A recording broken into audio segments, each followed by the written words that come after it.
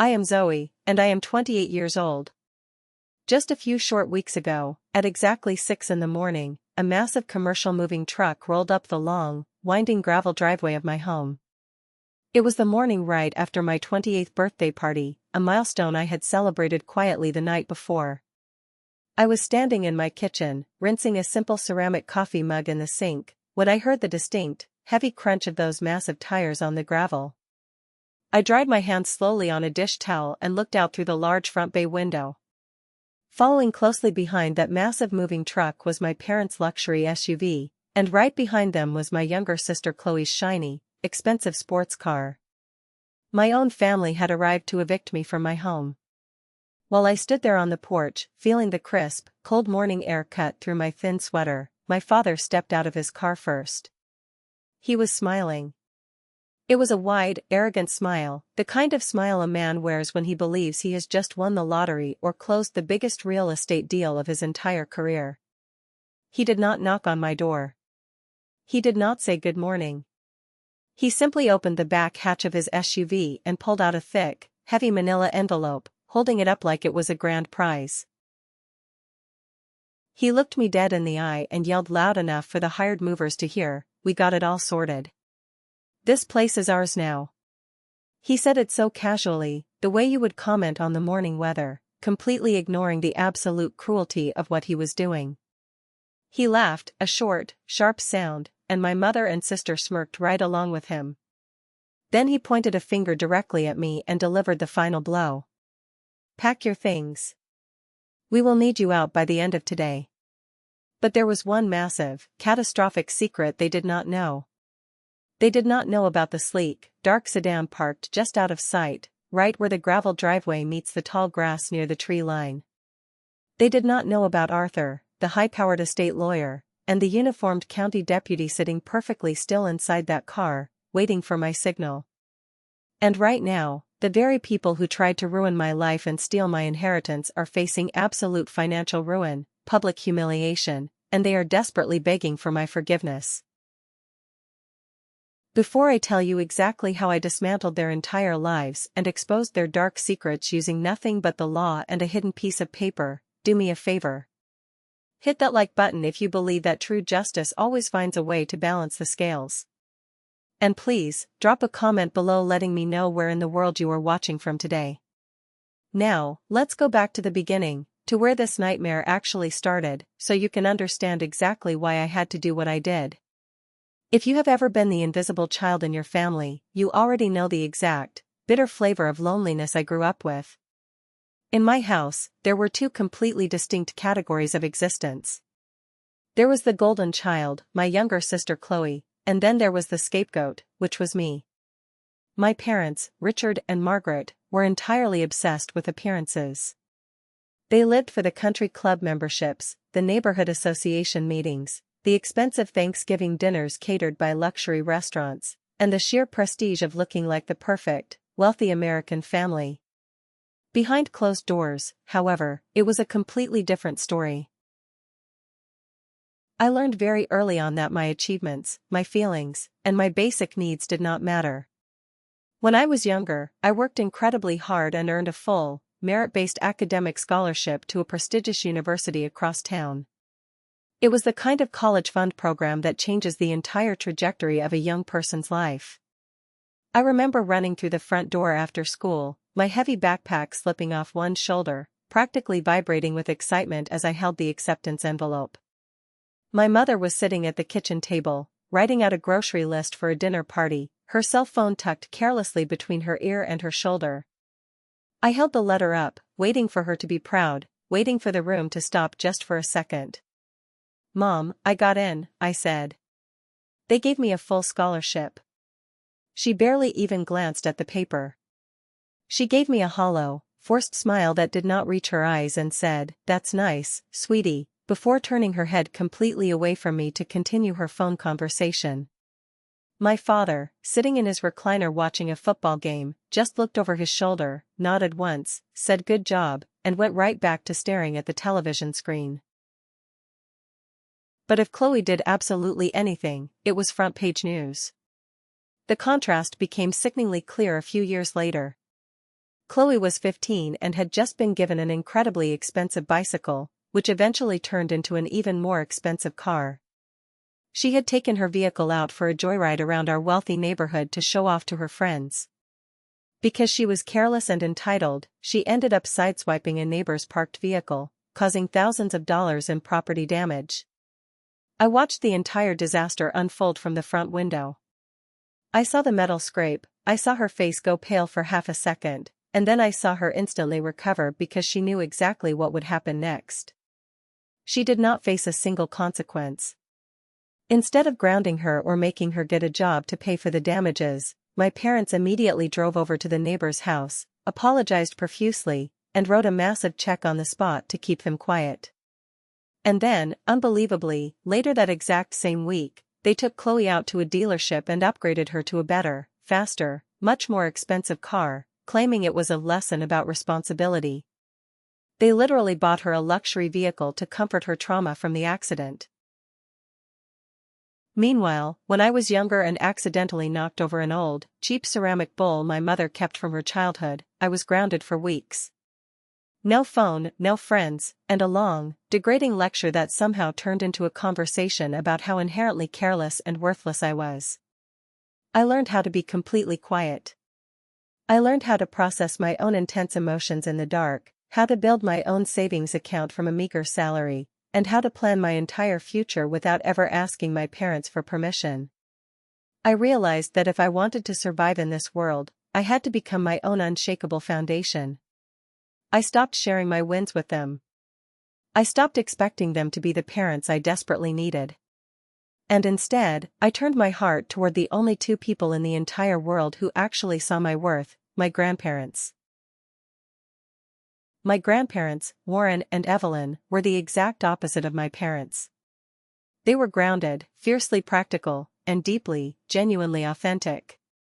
They lived in a beautiful, sprawling custom-built house on a massive plot of land by a crystal-clear lake, surrounded by a stretch of dense, ancient woods. It wasn't flashy or overly modern. It was solid, hand-built, perfectly cared for, and intensely valuable real estate, built to last for generations. Weekends at their house felt like stepping completely out of the deafening noise of my chaotic family. As I got older, and especially as their health began to visibly decline, I spent every single free moment I had at their house. While my parents and Chloe were off taking lavish vacations, buying designer clothes, and maxing out their credit cards to maintain their fake wealthy lifestyle, I was the one doing the heavy lifting. I was the one driving my grandparents to endless medical appointments. I was the one reading the mail and bank statements to my grandfather when his vision started failing. I was the one patching the roof, splitting firewood, and sitting by the fire with them when the brutal winter storms rolled in. I did not do it for an inheritance. I did it because they were my only real family, the only people who ever said thank you like it actually mattered. One evening, late in the autumn, my grandfather was sitting in his worn leather armchair by the stone fireplace. The fire was burning low, casting long shadows across the hardwood floor. He stared into the flickering flames for a long, silent time before he finally spoke. His voice was incredibly calm, completely empty of anger, but heavy with a terrifying truth. "Your father," he said slowly, "he doesn't handle money well." He didn't say it as a bitter complaint or an insult. He stated it like an undeniable observation of fact. He knew that Richard was always chasing the next flashy investment, always desperate to look richer than he actually was, always drowning in hidden debt. Then, my grandfather looked at me. He looked at me like he was deeply measuring my soul, measuring my strength. "You are steady," he said. "You finish what you start." I didn't answer. I just sat quietly and listened. Then he delivered the words that would eventually trigger a massive family war. "This place is going to you. All of it. The house, the land, the accounts. It is decided." He didn't ask if I wanted it. He didn't give a grand, emotional speech. He just placed the weight of his entire legacy into my hands because he knew, without a shadow of a doubt, that I was the only one who would fiercely protect it. When they both passed away within a year of each other, the grief almost destroyed me. But the reading of the will in the downtown lawyer's office was swift and utterly brutal for my parents. The legal documents were ironclad, clean, and incredibly specific. Everything went to me. Not split. Not shared with the golden child. Just me. My family's reaction was terrifyingly predictable. At first, they pretended to be grieving. Then, within weeks, that grief miraculously evaporated, and they started talking about the sprawling estate as if it was a communal family asset, a vacation home they had free access to. My mother would walk through the hallways, loudly discussing which rooms needed to be gutted and remodeled to increase the property value. My father and Uncle Marcus would pace the property line, checking local real estate listings on their smartphones, obsessing over how hot the market was and how many millions we could get if we sold it to a commercial developer. They never once asked what the home meant to me. They just saw dollar signs and a way to fund their lavish lifestyles. I knew I had to protect myself. I knew I had to protect my grandparents' legacy quietly, legally, and completely. So, I contacted Arthur Mercer, the fierce, no-nonsense estate lawyer my grandfather had trusted for decades. We began drafting the ultimate legal shield. But before we could finalize the documents, the universe threw a massive, painful wrench into my life. The inciting incident that shattered everything and forced my family to reveal their true, monstrous faces. I woke up one Tuesday morning with an agonizing, blinding pain in my abdomen. It was so severe I couldn't even stand up straight. I managed to call an ambulance, and within hours, I was being rushed into emergency surgery for a severely ruptured appendix. It was utterly terrifying. I woke up hours later in a cold, sterile hospital room, hooked up to 4 bags and heart monitors, completely exhausted and incredibly physically vulnerable.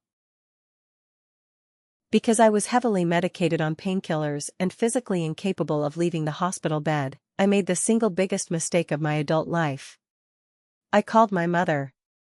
I asked Margaret if she could just drive over to my house, feed my cat, and make sure the water pipes didn't freeze while I was recovering. She promised she would handle everything. She sounded so maternal, so deeply caring on the phone. For a brief, pathetic second, the traumatized little girl inside me thought that maybe, just maybe, my mother actually cared about my well-being. I was so incredibly wrong. While I was lying in a hospital bed, bleeding, bruised, and stitched together, fighting a severe infection, my parents were using my spare key to invade my sanctuary. They didn't just feed the cat. They tore through my personal files. They went into my private home office, broke the lock on my desk drawer, and dug out my property tax bills, my bank statements, and the original deed to the house. They saw my physical weakness, my hospitalization, as the perfect, golden window of opportunity to strike.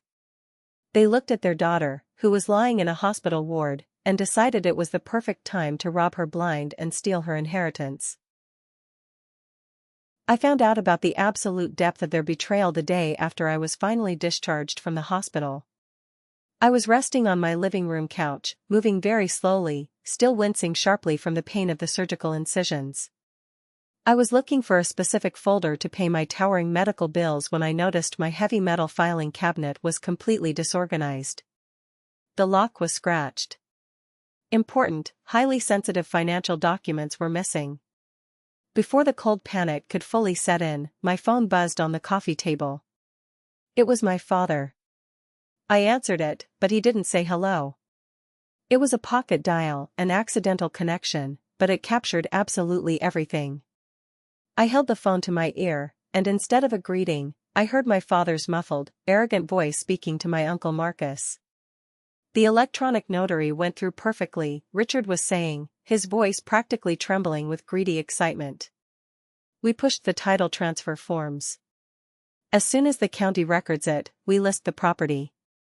I already have a commercial buyer lined up. It's going to clear all my business debts and wipe out Chloe's massive credit card bills in one swoop. Zoe is too medicated and out of it to notice until it's far too late. I stopped breathing. The entire room started spinning violently around me. My own flesh and blood, my own father, had forged my signature and used a fake remote notary service to illegally transfer the title of my multi-million-dollar inheritance into his own name. They were actively planning to sell my home right out from under me, rendering me homeless, just to fund my sister's sickening shopping addiction and my father's continuously failed business ventures. The betrayal wasn't just cold, it was predatory. It was a calculated assassination of my future. My childish innocence, my lingering hope for a real family, shattered completely in that exact second. A switch flipped deep inside my brain. I didn't cry. I didn't scream or throw things against the wall. Instead, I felt an absolute, freezing, terrifying calm wash over my entire body. I ended the call, picked up my phone, and called my lawyer, Arthur Mercer. I told him every single word I had just heard. This brings us right back to that freezing, fateful morning, the day after my 28th birthday party.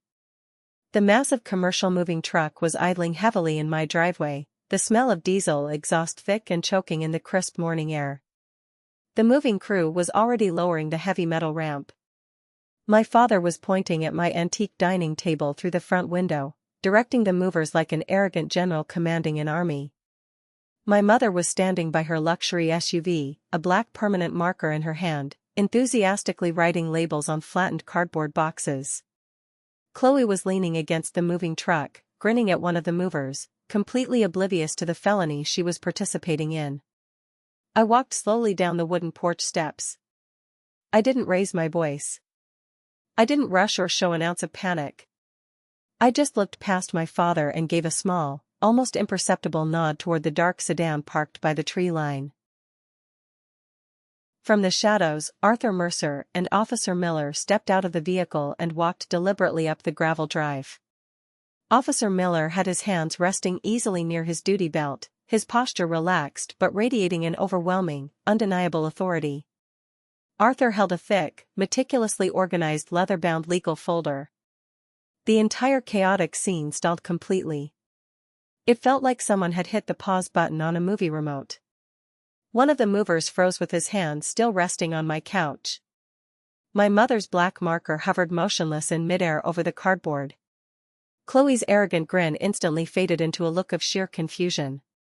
Arthur stepped forward, not rushing, his voice completely level and piercingly professional. "Mr. Richard," he said. My father turned around, his arrogant smile faltering slightly, looking annoyed at the interruption. "Yeah?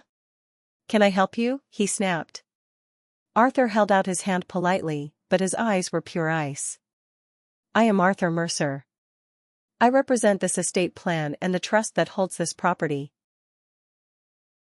The words landed softly, but they instantly changed the air pressure in the driveway. My father scoffed loudly, shaking his thick manila envelope at Arthur like it was a weapon. "I don't know who you are, but we have documents. The house belongs to us. We are just making it official." "She is young, she doesn't understand this stuff," my father sneered, motioning toward me with the same casual dismissal I had endured my entire life.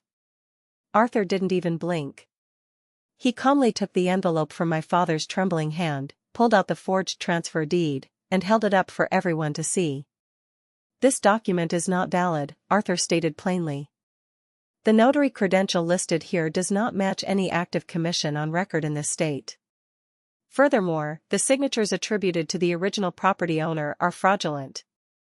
The color completely drained from my father's face.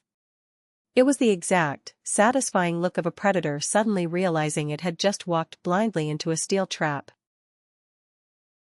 Officer Miller took one heavy, deliberate step forward. He didn't yell, but his voice carried the absolute, crushing weight of the law. "Attempting to transfer property without the legal owner's consent can be criminal, sir," the officer said. "Especially when the instruments are fraudulent. Title fraud is a real charge." My mother gasped, dropping her marker into the dirt.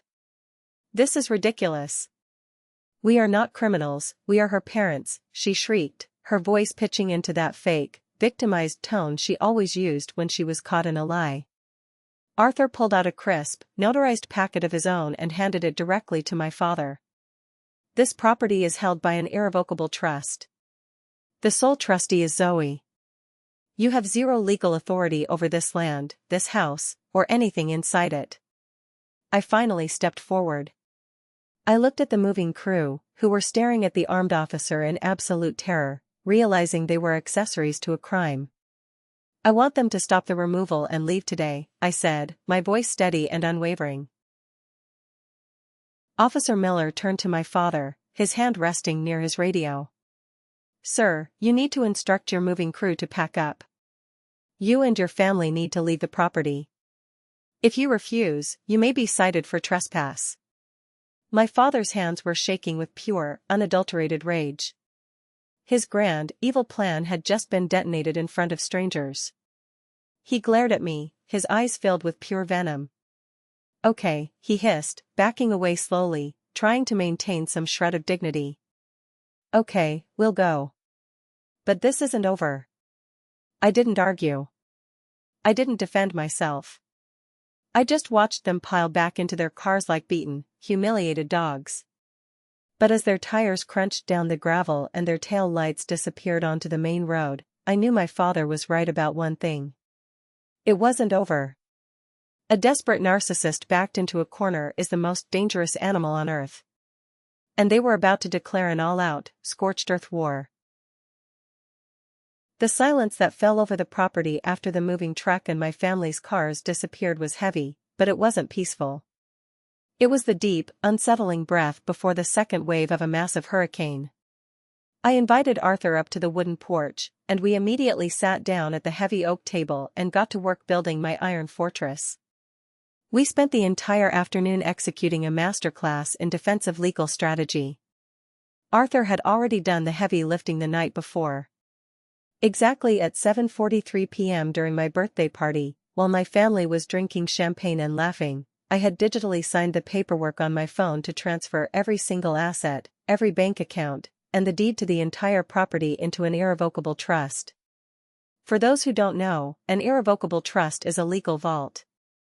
Once your assets go inside, they cannot be touched, modified, or seized by creditors, lawsuits, or greedy, angry family members without extreme legal intervention. I was the sole trustee. It was clean, it was allowed, and it was final. But we didn't stop there. The threat of identity theft from my own parents was too high.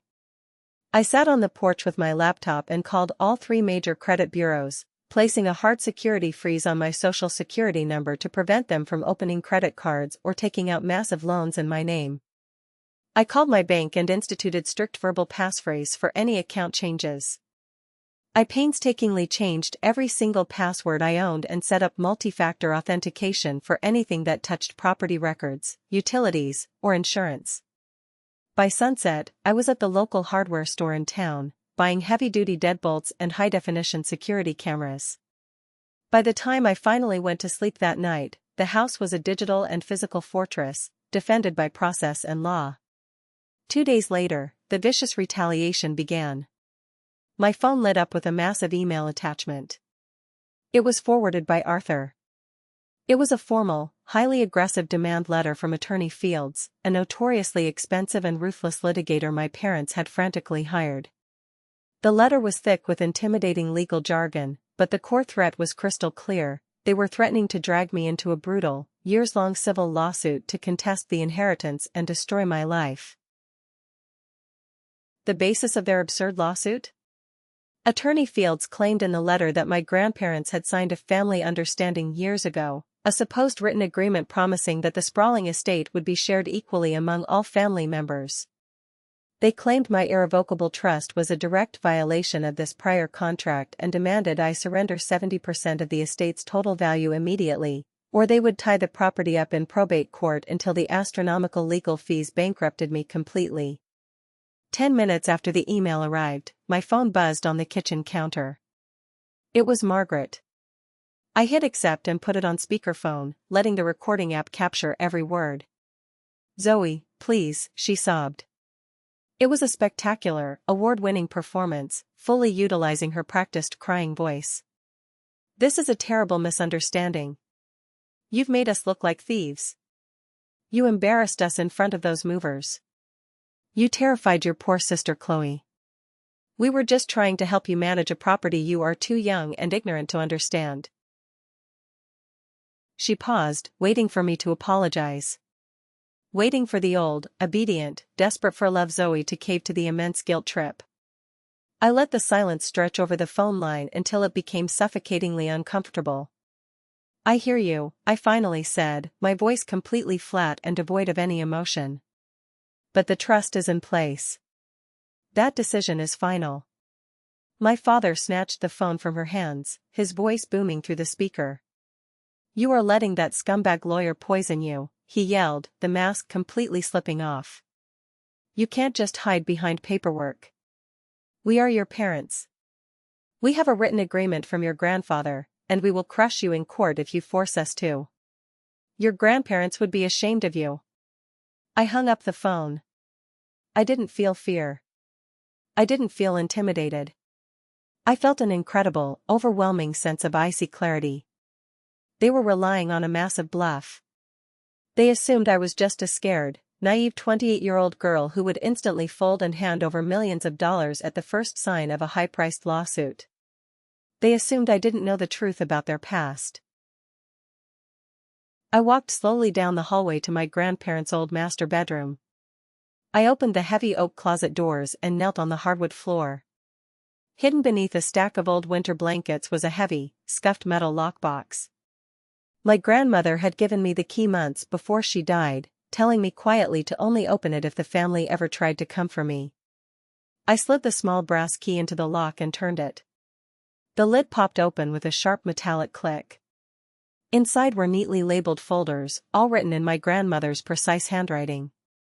I bypassed the insurance and tax files and pulled out a faded manila folder labeled simply, Family.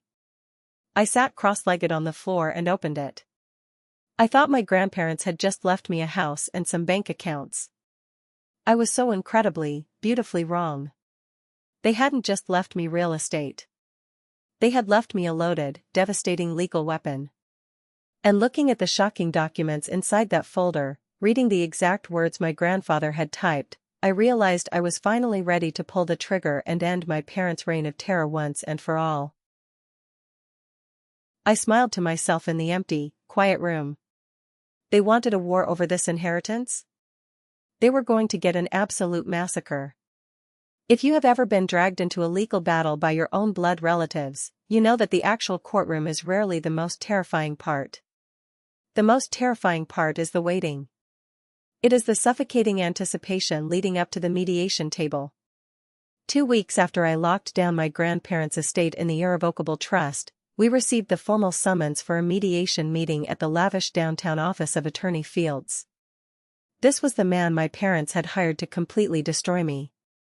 They were demanding 70% of my inheritance based on a fabricated family agreement, and they wanted to settle this out of court, assuming I would be completely intimidated by their aggressive tactics. The morning of the meeting, the sky over the city was a heavy, slate gray.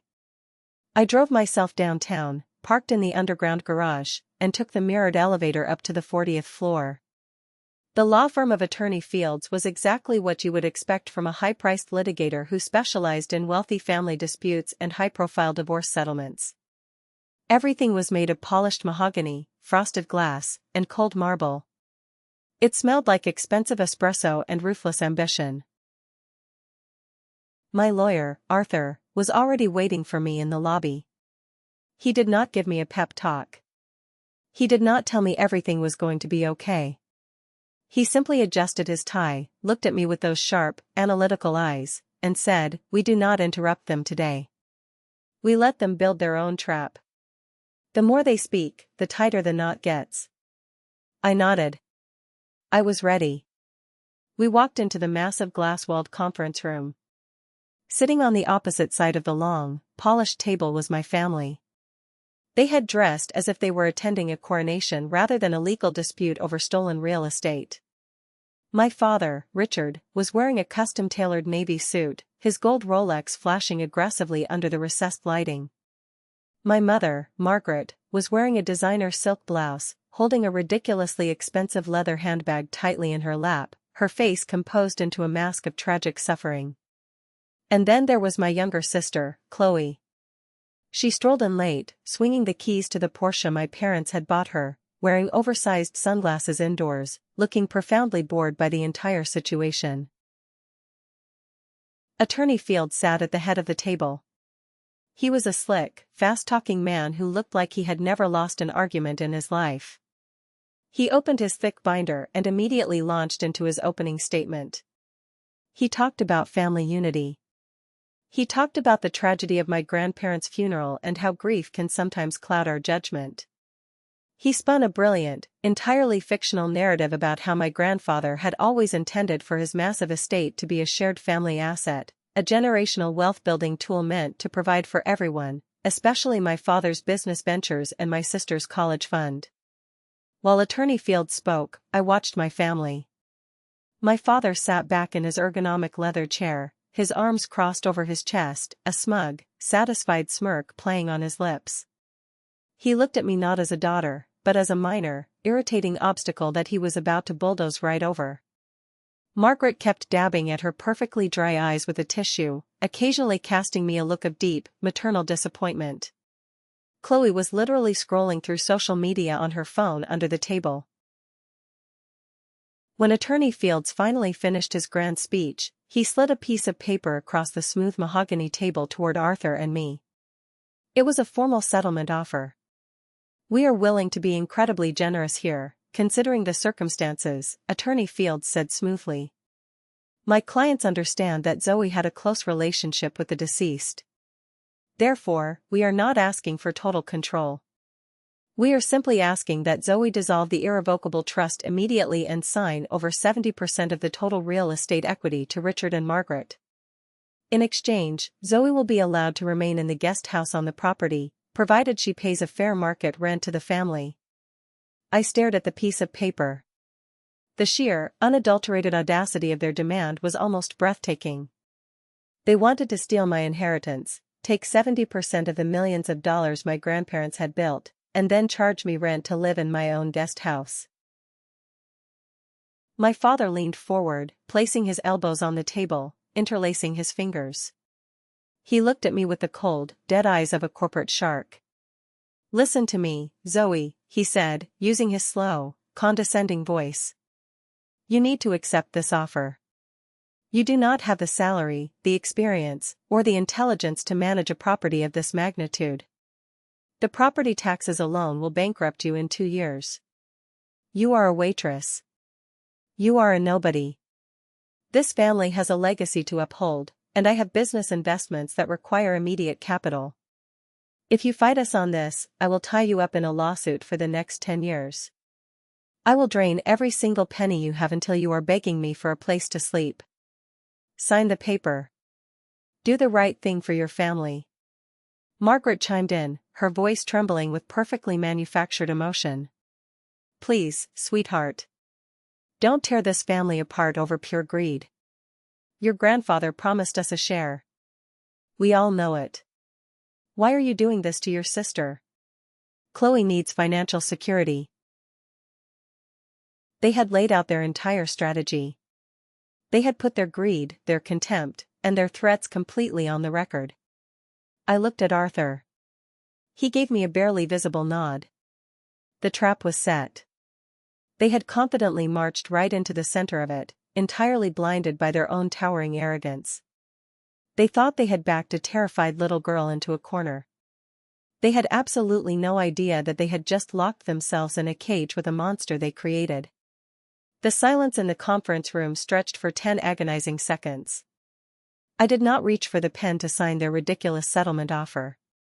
I did not cry. I did not scream at my mother for her pathetic emotional manipulation. Instead, I leaned back in my chair, folded my hands neatly in my lap, and looked directly at Attorney Fields. "Is that your entire presentation, counselor?" Arthur asked, his voice slicing through the heavy air like a razor blade. Attorney Fields frowned, clearly thrown off by Arthur's complete lack of intimidation. "That is our final, generous offer. If your client refuses, we file the lawsuit tomorrow morning." Arthur calmly opened his slim leather briefcase. He did not pull out a defensive motion or a counteroffer. He pulled out a single, clear plastic sleeve containing a slightly yellowed piece of paper. It was the memo I had found in the metal lockbox hidden in my grandmother's closet. Attorney Fields, you have based your entire threat of litigation on the existence of a verbal or written family agreement promising shared ownership of the estate, Arthur said, his tone utterly clinical. I am submitting into the record a typed, signed, and dated memorandum from Warren Hale, the deceased. It is titled Family Requests and Responses. Arthur slid copies of the document across the table. My father snatched one up, his brow furrowing in confusion. As you can clearly read, Arthur continued, his voice ringing with absolute authority, this document logs 3 separate instances where Richard and Margaret requested that the property be transferred into a shared family trust or sold to fund Richard's commercial ventures.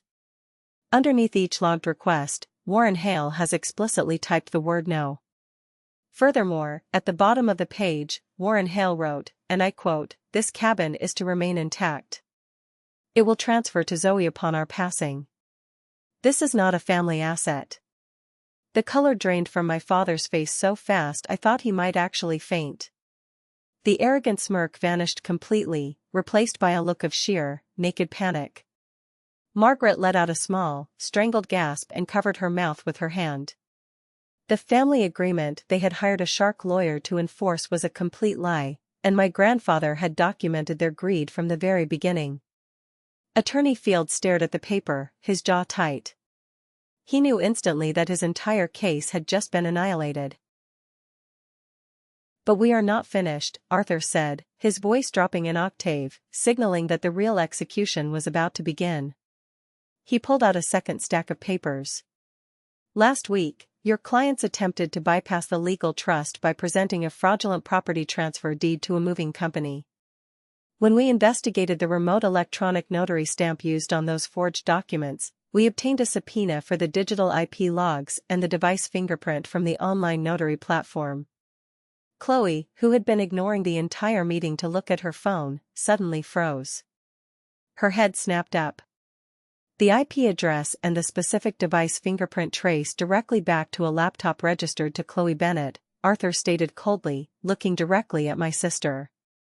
You used your personal computer to forge the signature of a deceased man and a fake notary seal in an attempt to commit grand larceny and title fraud. That is a federal crime, Chloe. Chloe dropped her phone. It clattered loudly against the mahogany table. Dad, she shrieked, her voice cracking with absolute terror. You told me it was just a standard family form. You told me it wasn't a big deal. I didn't know it was illegal. I don't want to go to jail. My father slammed his hands on the table, his face turning a dark, dangerous shade of purple. This is a setup. You stole that laptop. You were trying to frame your own sister, he bellowed, completely losing his corporate composure. The digital forensics are indisputable, Richard, Arthur replied smoothly. If you file your frivolous lawsuit, my very first countermotion will be to forward these IP logs and the forged documents directly to the district attorney for criminal prosecution. Your golden child will be facing a minimum of 5 years in a federal penitentiary. The room descended into absolute chaos. Margaret was openly sobbing now, real tears this time, clutching her designer bag like a life preserver. Chloe was hyperventilating, screaming at our father for tricking her into committing a felony. Attorney Fields was furiously packing his briefcase, realizing he had been hired by completely incompetent criminals who had just exposed him to massive liability. But I was not done. They had pushed me into the dark for 28 years, and it was time to turn on the blinding light. I raised my hand. Just a simple, quiet gesture. And instantly, the shouting stopped. My family looked at me, breathing heavily, their eyes wide with fear and confusion. You mentioned earlier, Richard, that I am just a waitress. That I have no salary, no intelligence, and no ability to manage money, I said, my voice dangerously soft, but echoing clearly in the silent room. I reached into my own bag and pulled out a thick, black portfolio. I tossed it onto the center of the table. It landed with a heavy, satisfying thud. When you were busy buying Chloe a Porsche to apologize for her bad behavior, I was working double shifts. When you were paying for expensive country club memberships, I was taking the meager college fund I built myself, investing it, and learning how the financial markets actually work. For the last 5 years, I have not been a waitress. I am the silent founder and majority shareholder of Zenith Capital Investments. My father stared at me, his eyes uncomprehending. The name of the company meant nothing to my mother or sister, but I watched Richard's face morph from anger to absolute, paralyzing horror. "Yes, Dad," I whispered, leaning forward, resting my arms on the table. "Zenith Capital. The exact same private equity firm that bought out the massive, defaulting commercial loan on your failing logistics company 6 months ago. The firm that holds the primary lien on your business assets. The firm that you currently owe $4.2 million. I watched the realization hit him like a physical blow to the chest. He stopped breathing. He realized, in that exact, devastating second, that the daughter he had abused, neglected, and tried to rob was not just the owner of the estate. She was his biggest creditor. She held the absolute power of life and death over his entire financial existence. "You wanted to drain every penny I had," I said, my voice as cold as absolute zero. "But the truth is, Richard, I own you. If you ever contact me again, if you ever step foot near my property, or if you ever try to drag my name through the mud, I will call in your commercial loan immediately. I will force your company into bankruptcy. I will let the state prosecute Chloe for forgery. I will strip you of every single luxury you use to pretend you are a decent human being. Do you understand me?" Richard could not speak. He just sat there, a broken, defeated, terrified old man, staring at the black portfolio on the table as if it were a loaded gun pointed directly at his head. Attorney Field stood up without saying a single word to his clients and walked out of the conference room. The battle was over. The war was won. And I had completely decimated them without raising my voice once. The fallout was catastrophic, immediate, and entirely of their own making. In the days following that explosive mediation meeting, the arrogant facade of the Bennett family completely shattered into a million unrecoverable pieces.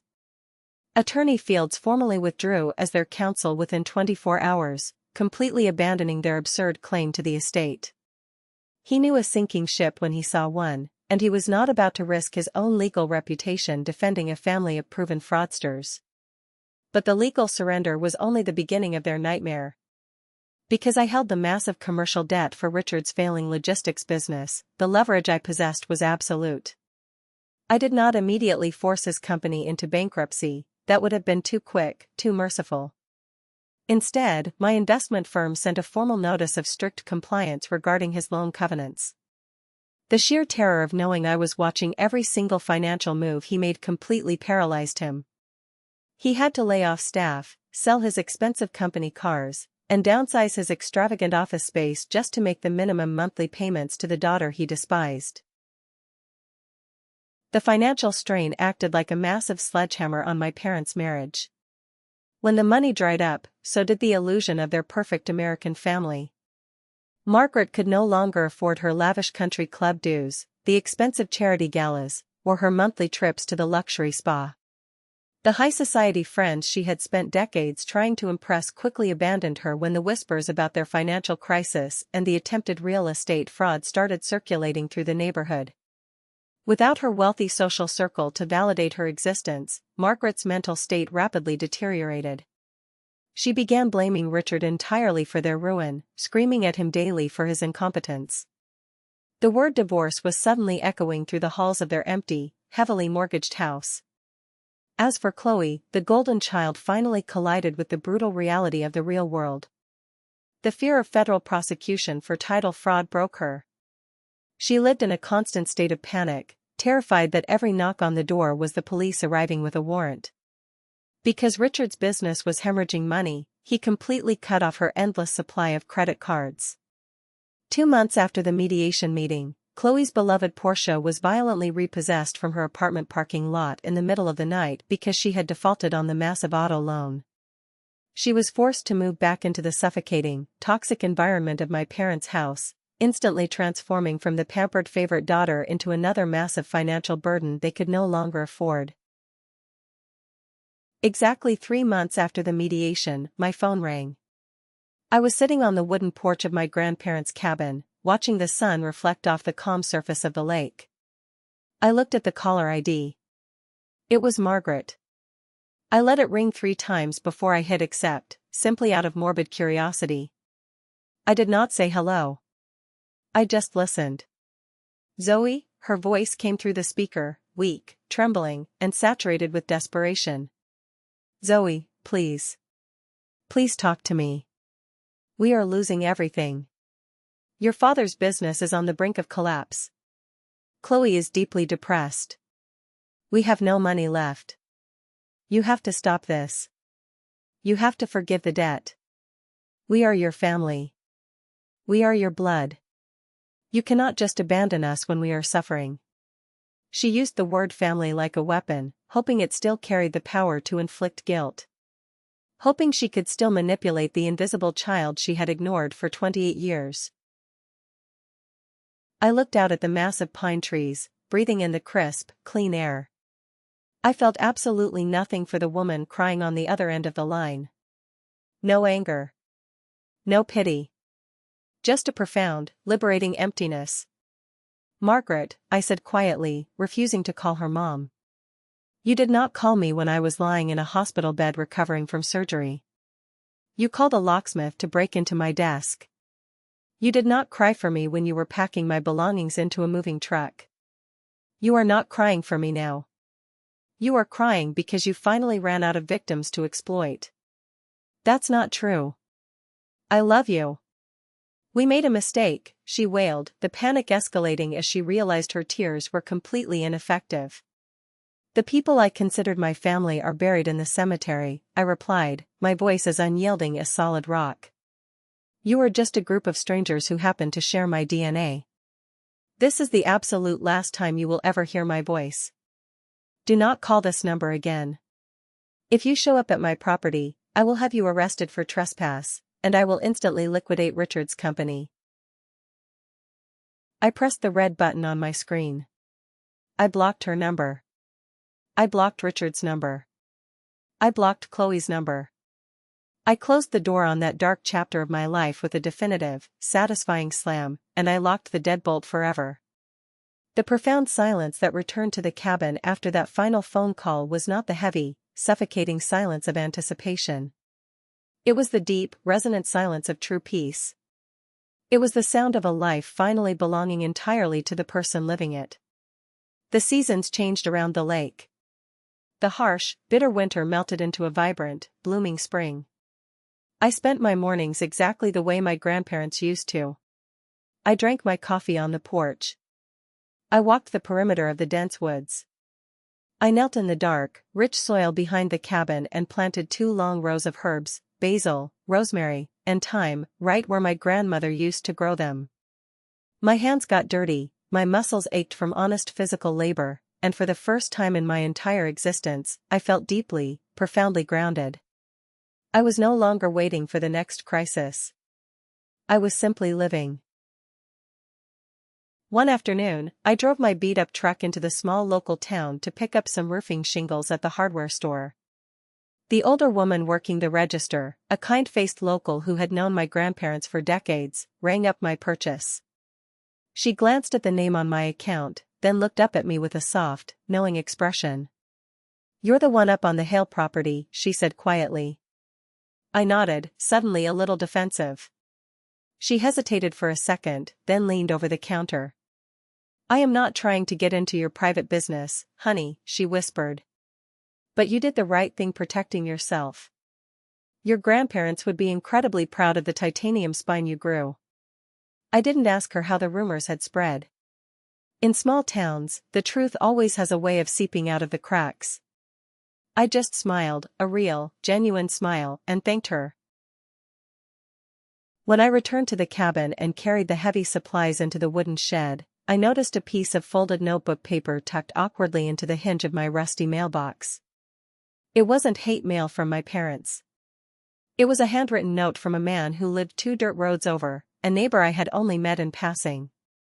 He wrote in block letters, keeping it short and incredibly careful. He mentioned he had heard through the grapevine about how I handled a toxic family real estate situation. He ended the note by asking if I could recommend a good lawyer, because his own siblings were currently trying to force him out of his childhood home.